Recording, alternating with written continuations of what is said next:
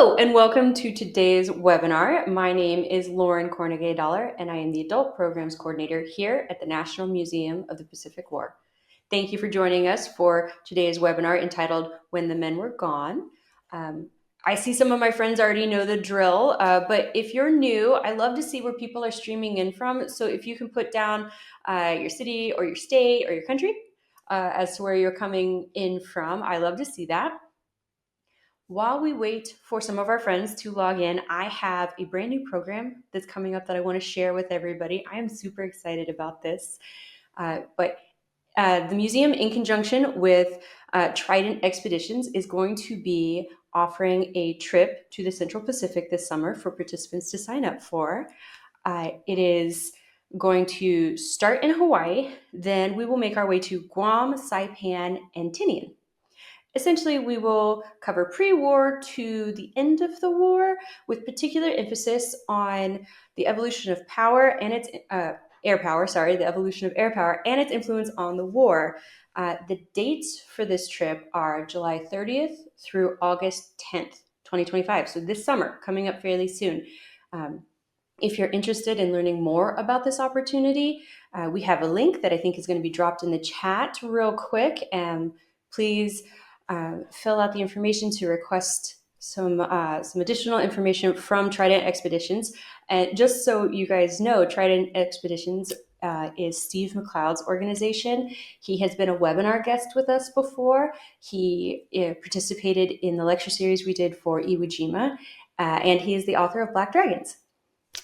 So it looks like we've given our friends a little bit more time to log in. So I would like to go ahead and introduce our guest speaker for today. Her name is Marjorie Lewis, and she is the author of When the Men Were Gone.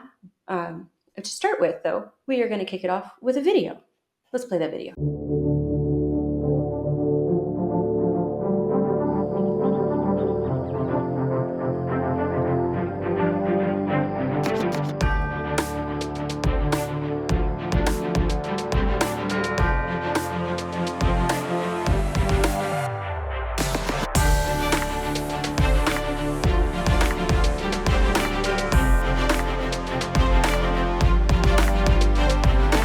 I have been thrilled by the response. When Sports Illustrated named it the best novel of 2018, I just about fainted. You have a new book coming out that a lot of us could learn a lot from.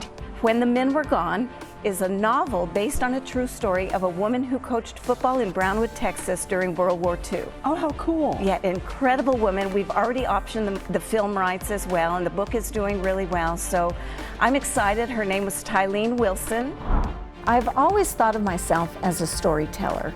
Whether I'm telling the story in print or if I'm speaking it to someone, I love to tell stories. When someone picks up a book that I've written, I hope that they go on a journey with me. I hope that they feel like they are in the story themselves, that they feel like in this book, for example, I want them to feel like they're in Brownwood in the 1940s. What was happening in Brownwood at that time? President Roosevelt had brought in Camp Bowie for German soldiers.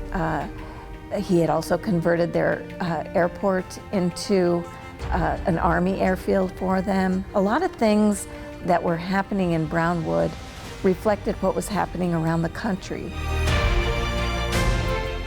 One thing that I did once I knew I was going to write the story in first person was I decided to, in a sense, become an actress, sort of become Tylene. And I ended up, instead of writing during the day, I ended up writing at night. I would sit at my computer about midnight at the kitchen table, and I would put on a Brownwood leather jacket and put a picture of the real Tylene next to my computer, and I would just tell the readers what Tylene would tell us.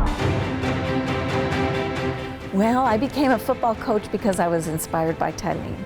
And as I researched her life and started writing the novel about her, I just thought, you know, over the years I've been a student of the game. I've acquired the knowledge that I think I could help somebody.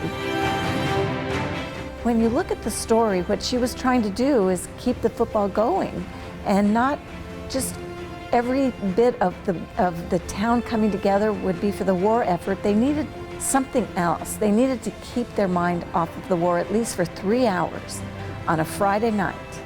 The town come together and celebrate the sense of community. Oh, I think Tylene was an incredible inspiration at her time, and her legacy can continue. She can be an inspiration for generations to come.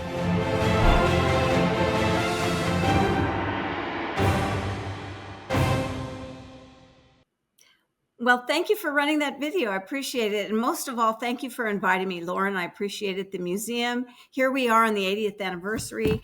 All of you who have decided to join us today, I'm very grateful. I can tell you a little bit about Tylene's story and what was happening at that time in Brownwood, Texas. So thank you for joining us and for inviting me.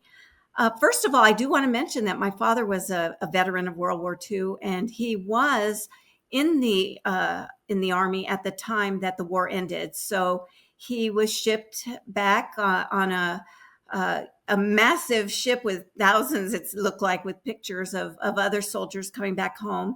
And so I have a great appreciation for that era. My parents were both products of the 40s. And so, of course, with my father serving, and I grew up learning about that era. I grew up listening to the music. I fell in love with the Andrews Sisters and with Glenn Miller and all the wonderful music of the 40s. So to go back a little bit, though, I was born and raised in Santa Fe, New Mexico, to parents who were big sports fans. And so it rubbed off on me, and I became a sports writer, and I covered the Dallas Cowboys for the Fort Worth Star-Telegram and the Dallas Morning News for a number of years. And so my career has been mostly in sports journalism. So what happens, I go to an ear, nose, and throat doctor because I was suffering from allergies in 2011.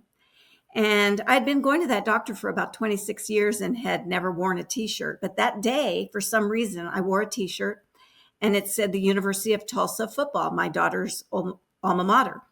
Well, the nurse there saw my t-shirt and she immediately said, "Oh, a woman who loves football." Well, women in my family love football because my great aunt was a football coach. Well, of course, being a sports journalist and all, and I hear about this woman that was a football coach, I just about fainted. So I started asking her questions about her, and turned out her name was Tylene Wilson. She was a football coach during World War II in the central Texas town of Brownwood. And so by the time I left that appointment, I asked Jean if I could write a book about her aunt's story. And she agreed. And so I've been on that journey ever since. When the Men Were Gone was published by HarperCollins in 2018. And it's currently in development for a feature film.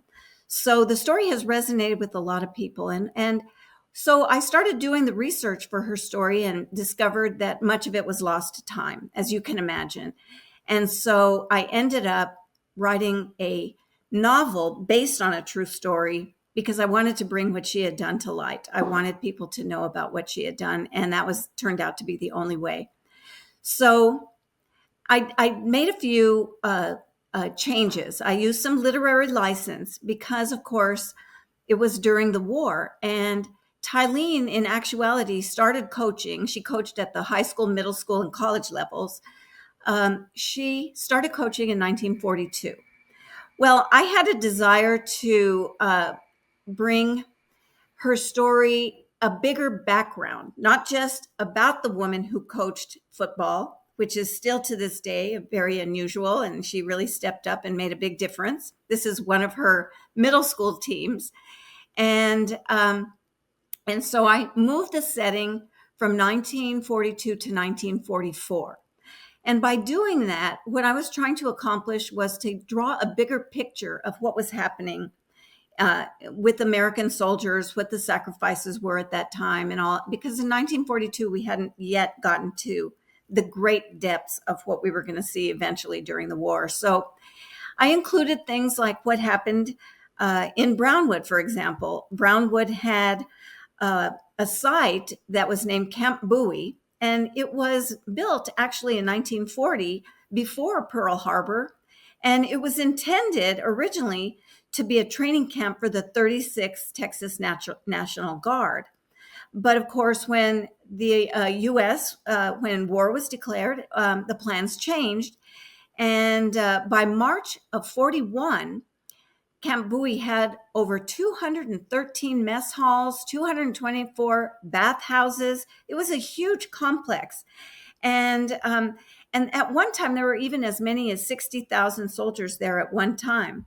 But part of the role of Camp Bowie, besides being it had two divisions, a rehabilitation center. And besides that, it was also a German prison camp, which I thought was really fascinating to find out that German prisoners were in Central Texas. And there were about 2,700 German prisoners that were assigned to Camp Bowie. From all accounts, they behaved rather well, got along with the American soldiers. The Germans started arriving in August of 1943. They were day laborers. They did a lot of work in ranches and farms around Central Texas, besides the work that they were doing in Camp Bowie. And they also grew their own vegetables. They grew their own food. Not all of it, of course, and then they also had their own cemetery. If you're ever in the Brownwood area near Jordan Springs Cemetery, you'll see the buried German soldiers. So I wanted to reflect this, not only in Tylene's story, but a bigger story. Tylene, of course, she, as you can imagine, she received some pushback in stepping up to be a coach. She didn't want the boys to leave and leave school and go serve in the war prematurely. Of course, she was supportive, and when they were men, they would go off and serve, as many of the men in Brownwood did. But at that time, she didn't want boys who had not finished their childhood to leave early. And as we all know, there were people who would lie about their ages because we didn't have the systems in place that we have today. And then there were also families who would sign off on their children going early. You'd see soldiers as young as 16, maybe even younger. But Tylene wanted them to finish their childhood. And the backstory of that was because Tylene had a child that died shortly after his birth. And she wanted to at least have these children. She was a teacher and administrator. She felt like her students were her children as well. And she wanted to get them through childhood in a way that she wasn't able to do with her own. So there was a lot of sentimental reasons for that, but she was a very strong woman. Now, if you can imagine what it was like in 1944 or 42, as it really was, she got pushback. Now, we know we all had a lot of Rosies who were working in the factories. A lot of women stepped up. In fact, Camp Bowie actually was overtaken later in 1943 in November by the Women's Army Air Corps so that the men could go overseas. So women played a lot of roles. But when you consider a woman in a small town on the sidelines of your football team, it was a little bit different. You know, the football, even the mayor doesn't have as much of a presence as a football coach does in a small town. So she was representing her town, and they were a little bit uneasy about that. So it took a while for her to actually be accepted. But once she really was. And people that I talked to and families and all, they loved her. They loved her ability to coach. She learned it as a child with her father. It was a father-daughter thing. So I went into the story a little bit more about scouts. They had those scout drives. If you all remember the scout drives, and they would collect aluminum. They would collect tires. They needed the rubber, for making airplanes. They collected cardboard and paper and all this kind of thing. So we have that in the story that I don't think I could have included in 1942 with such great richness. We also had scenes where we have the soldiers on the two bicycles. Tylene used to tell her family about what it was like when they would see two soldiers on the bicycles. They knew that they would ride into town to tell families that a son had been killed in action. And so she would talk about how, and this is all in the book, in the story, where the people would look away if they felt like if they weren't looking at the soldiers wouldn't come to them. And so I wanted to reflect this in the book. So the book is really a journey of Tylene's becoming the football coach. It takes place over just a 2-week period of time, but it also has a lot to do with what was happening during that time. Soldiers, people were coming home injured. They'd gone through Bethesda and then made their way home in wheelchairs. There was a lot of PTSD, even though that wasn't the term used at the time. And maybe people didn't quite understand it either, but we could see it in the book. And so there's a story about sacrifice. It's so much is about sacrifice. Tylene stepping up, the boys taking a chance, the soldiers, the families, everything that was happening at that time. So it's called When the Men Were Gone, as you heard earlier. My husband came up with the title, and I like to tell people that I write tens and tens and tens of thousands of words. He writes 5 and he gets the title. But he did a great job, because usually when you go to publishers, they change the title that you've been using, your working title, they change it. And films tend to change the title as well, but both have kept the title. So I'm really happy about that. And just to quickly mention this, you saw in the video that I like to write at night once I started on this journey. I had a cup of my Arizona State University Sun Devils mug filled with coffee all night long. And when the sun would start coming up, I would decide it was time to turn off the computer. Now, a lot of writers I know write by hand and then they transfer it onto the computer. But because I was a sports writer, always on deadline too, I became accustomed to just writing on a computer. And because of that, I never did anything like outlines, sticky notes. A lot of writers that I know have a real process. They even have walls of sticky notes and how they're going to do everything.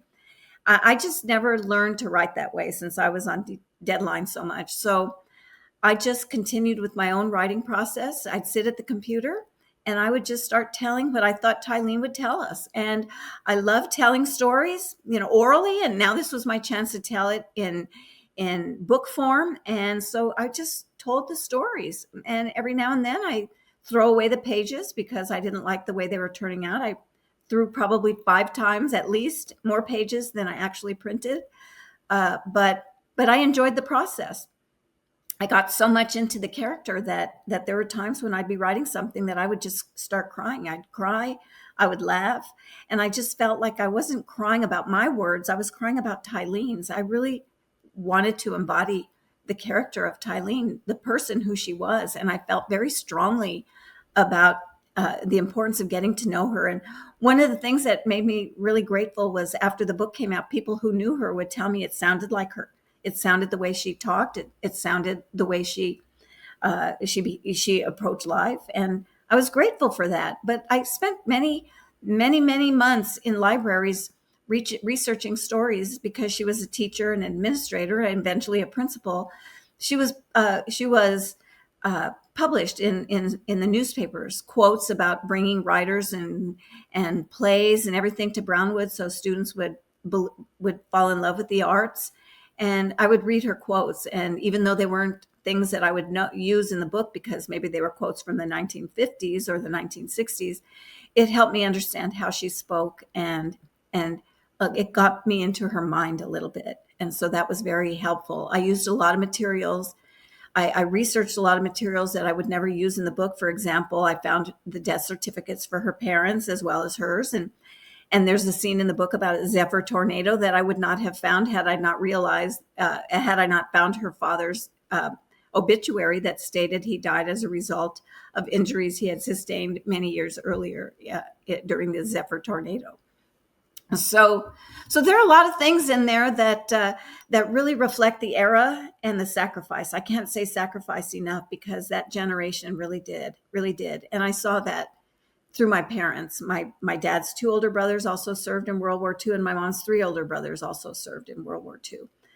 So anyway, at this point, I think I'd like to open it up to question and answer. If Lauren would like to join in, we can get started. Yes. Actually, I have a couple of questions that I thought of as you were speaking about her.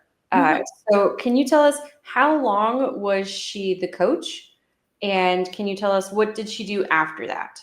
Okay, yes. So she was a coach for from 42 through 46, and she loved it. And she had even told her family she would have continued doing it if the men would be acceptable to that. But it was a different generation, a different time, so she had to step aside. But she was successful already anyway, because she became a principal. She became principal of East Ward Elementary, and that's what she did the rest of her career, retired from the Brownwood School District. Okay, we have a couple of comments in our comment section, and so the first one is about Camp Swift. Between Bastrop and McDade was a training camp and a German POW camp. It's smaller, but it was still a training facility. Right. That's Yes. okay.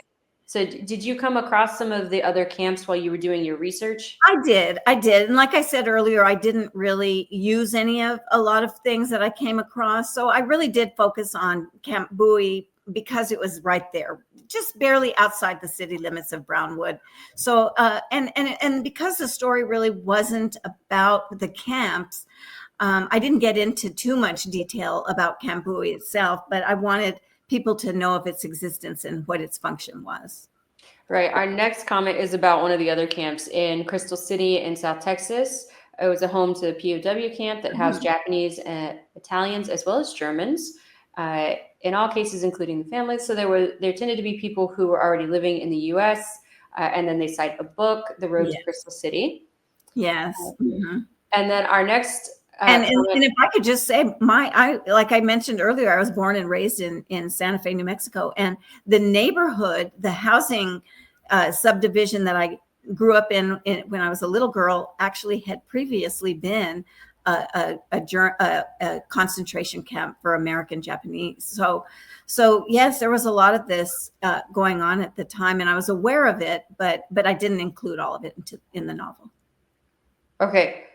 We've got another comment, which is pretty cool. Their father was a high school football player in Bollinger, Texas during World War II, and likely played against the Brownwood team. Yeah, I love that. That's wonderful. That's so cool. Yeah. Thank you for sharing that. Well, thank you. Okay, so then our next question is, did she coach by herself? She did. Well, she did. She actually had an assistant that she brought on she didn't exactly just become the coach because they needed one. She tried to find a man who would coach the team. And she did have someone in place for just a couple practices, but he was suffering from PTSD and really wasn't up to the task. And so she kept him on to help her out. But essentially, she was the coach. He just did some things she asked him to do. In those days, we didn't have a coach for every person on the team. You look at the rosters now, and you've got, a defensive end left on the left side, the right defensive end, the middle linebacker, so many coaches. It wasn't like that back then. Okay, our next question is, what was her one lost record? Oh, I love that question because I didn't mention that in my little introduction here, but that was one of the things I tried to find, and that's why I ended up pivoting to a novel instead of a biography. The principal at Brownwood High School, he set me up wonderfully with the library and a few librarians and the town historian, and I just had so many people helping me out. And when I asked him for her records, he told me that in 1960 there was a records fire, and that went up in flames. So once I didn't have such specific details, I decided to change the story to a journey of her experience becoming the coach and what it was like in that time and then across the world as well. But I don't have those specifics, and neither did her family. And I even talked to the preacher who did her funeral, and in 1990, she was 88 years old. She was born in 1904. But anyway, so 1997. But he said that he remembered her. She had died, 20 years earlier. And he said, I remember her. I don't remember many because I do so many, but I remembered her because she was the football coach. And so she did leave an impression, but we weren't able to get all those specifics.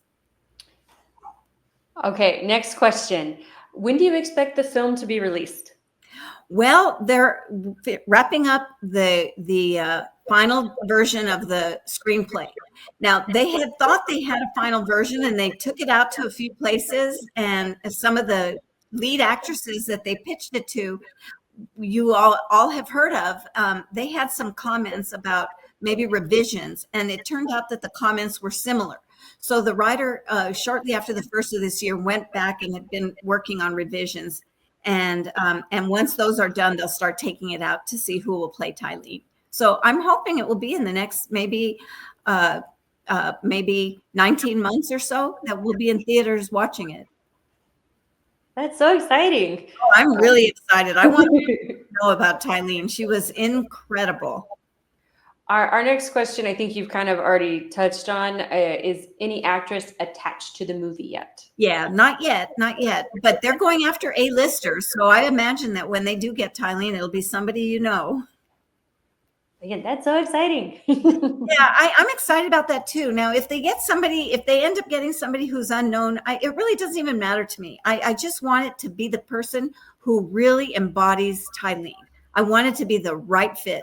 I don't want to get a big name that really doesn't fit it well if it's not a good fit. So I just want the world to really get to know who Tylene is. I mean, we just like in the movie Hidden Figures, so many people didn't know about Katherine Johnson until the movie came out, even with the book. But her story should have been out there, decades ago. And so I think it's way over time, or whatever. It's about time that we find out about Tylene. Yeah, agreed. And I think her story is really relatable. She stood up and took a role that she never anticipated, but she looked around and thought, this needs to be done. The kids need football. They need something to do. And I guess I can do it. I will do it. At a certain point, everybody has that in their life. And this is a story of her stepping up. Definitely. Yes. And it's interesting because her father really believed in her. Her husband did too. And her husband actually was the first to put it in her mind. Why don't you do it? You could do it better than anybody else who's here.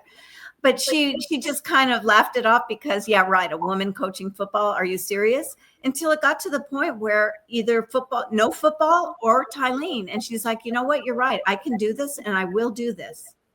Okay, we have some more questions that have come in. So next one is, they say, obviously this could vary, but the coaches decide at what point were the young men actually drafted? Did they finish high school but not enter college, or had they started college?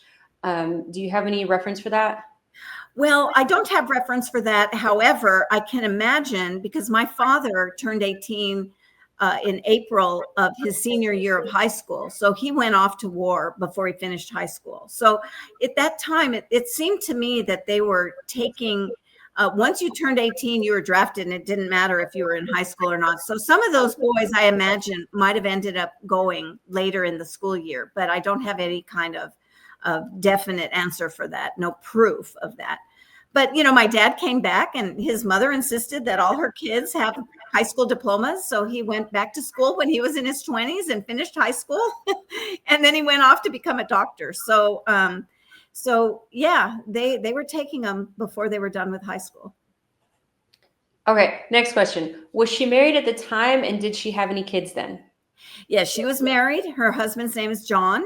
I mentioned how they courted and how they ended up married. He owned an auto body shop in Brownwood, and she used to keep the books for him. He was quite a bit older, and so she met him when she was about 16. They didn't get married until she was 25, or 27. They waited 11 years to get married. But they wanted children very badly. And after the one child was born and died in her arms shortly after birth, they were never able to have children again. And that was something that they both had always shared with family, that they wish they could have been parents. All right. Next question I can answer. Is this presentation being recorded so we can share? Yes, it is. It will be on our YouTube channel in about a week, so no worries there. And you'll receive a link in the email that will give you the survey. So please check out the survey and then use that link to get to the webinar in about a week. Next question is, has the book resulted in people coming forward about additional information or scrapbooks from their families, etc. in Brownwood? Yes, they have. In fact, that picture of her football team, her middle school football team that you see there, I didn't see that picture until after the book published. And so I wish I could have included it in the book. We may have another version of the book that we can include that picture once the movie comes out. But yes, and then I had other people telling me that she was their principal. I mean, people were coming out of the woodwork, even though I spoke to so many already before the book. But it's amazing how many people had wonderful stories that they could share, not necessarily that would have enhanced the book, but their own firsthand knowledge of Tylene and what a wonderful woman she was. I've had some that say, this is a picture of my grandfather. He loved playing for Tylene, even though he didn't want to play for a woman at first. Right, we seem to have had just a tiny bit of technical difficulty with Marjorie's link. We will get to the next question because I know I'm sure other people had this question in mind as well. So did any of the boys refuse to play for her? Oh, they all did. They all did. She had to work really hard to find a captain who would convince the boys to just give her a chance. And so once they did, everything changed because she knew her stuff.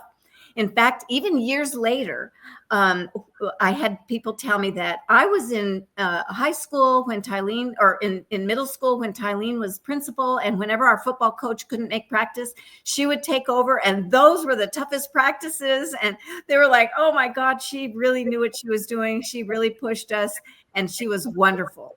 So once they gave her a chance, they realized she was the real thing, and they fell in love with her. She had great relationships with her students. Next one is a comment. Fascinating story. Thank you for sharing. And then our next question is, did many schools do away with football or other sports because they couldn't find a coach? You know, that's a good question, because I did do research. And even if you look at Tylene, if you look at Brownwood's schedules, excuse me, at that time, you'll have men listed as their coaches. So there were teams that continued to play, but Tylene didn't necessarily take over at the beginning of the season. Excuse me. She would take over maybe during the season when a coach would leave. They had coaches that would enlist actually during seasons. In fact, even like Hellis, the owner of the Chicago Bears, he served twice. He even enlisted right after the Bears had won the NFL championship. So people were doing that. So I see men's names, but that doesn't necessarily mean that they were the coaches for the whole season. Some of the seasons might have ended early. The records were just not good at that time. Nothing like what we would see today. Okay, I have a question that I want to ask, and then we have a couple that have come in. So is there anything that you found out maybe after the book was published, or that maybe the families relayed to you that you wish could have been included in the book? Like any little extra tidbit you think might have helped you form your character or added to the story? That's a good question. And actually, no, I haven't. I mean, working for so many years to do the research, I mean, years and years, I would have really been heartbroken if somebody came up to me and told me something that probably should have been in the book. But that doesn't mean that won't happen still, but it hasn't happened yet. Okay, we have another question. And I'm not familiar with your other publications. So is this the first movie that has been made from one of your publications? This is my first book. Yeah, my work has been included in anthologies, but this is the first time I've written a book. So I'm just blown away by the fact that the book has been on so many bestseller lists, and you know, you write your first book. You know, like I said, I was a journalist. I write like a journalist. I didn't know how to write a novel, and so I went back to school and I got a Master of Fine Arts. And the whole time I was studying with published authors, learning how to write a novel, and changed my writing style from a news style to a storytelling style that you see in novel writing. And then for it to actually make so many bestseller lists and be made into a movie, it's beyond my wildest dreams. I just can't believe it. But I attribute it all to Tylene and her story. It's a really captivating story. Our next one is, do you have any plans for future books? I am working on one right now. I'm about halfway through another one, but I'm going a little bit more slowly because I just love the experience and I don't want it to be over. And I'm 67 years old, so I don't know how many books are in me still, but I'm just having so much fun with it that I'm going a little bit more slowly. Everybody keeps telling me, hurry up, hurry up.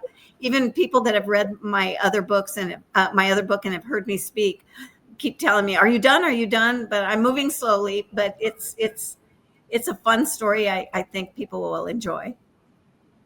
Excellent. I'm glad you have something kind of in the pipeline for Yeah. us.